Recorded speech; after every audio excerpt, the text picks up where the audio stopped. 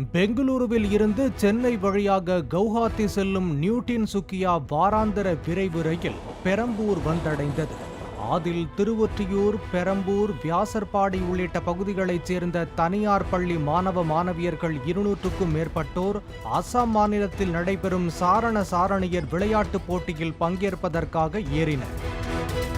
தாங்கள் முன்பதிவு செய்த பெட்டியில் ஒரு சீட்டுக்கு 7 பேர் வீதம் வடமாநில இளைஞர்கள் குடும்பம் மற்றும் மூட்டை முடிச்சுகளோடு அமர்ந்திருந்தனர். அவர்களை எழுந்திருக்கச் சொல்லியும் அவர்கள் மறுத்ததால் போலீசுக்கு தகவல் அளிக்கப்பட்டது. Like 2 days நாங்க வந்து டிராவல் பண்ணோம். நாங்க இப்படி போனா எப்படி டிராவல் பண்ணிருக்கீங்களா? Of course we have booked the ticket. போலீசார் வந்து வெளியேறச் சொல்லியும் அவர்கள் எழுந்திருக்க மறுத்ததால் ரயில் புறப்பட்டது. மாணவ மாணவிகள் தாங்கள் இப்படியே அசாம் செல்ல இயலாது என்று பெற்றோர்களிடம் புகார் தெரிவிக்க திருவொற்றியூர் ரயில் நிலையத்தில் அந்த விரைவு ரயில் நிறுத்தப்பட்டது. ஓசி பயணம் மேற்கொண்ட வடமாநில இளைஞர்கள் அவர்களது குடும்பத்தினருடன் அதிரடியாக வெளியேற்றப்பட்டனர்.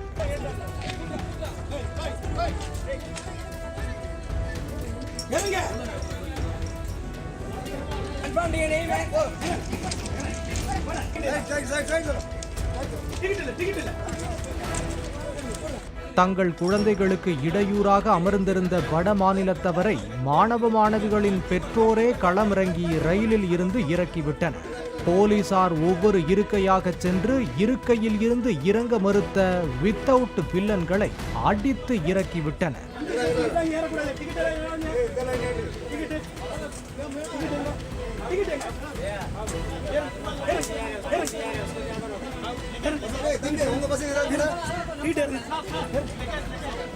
இதன் காரணமாக அந்த ரயில் நிலையத்தில் 1 மணி நேரத்திற்கும் மேலாக அந்த ரயில் நிறுத்தப்பட்டது.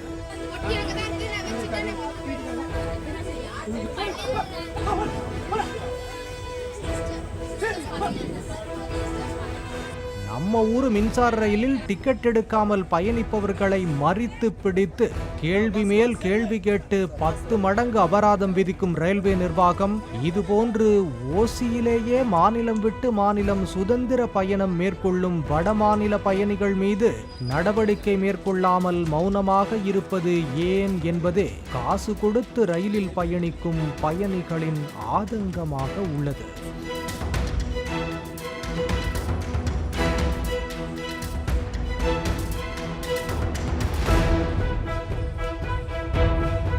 பாலிமர் செய்திகளுக்காக திருவொற்றியூர் செய்தியாளர் வெங்கடேசன்.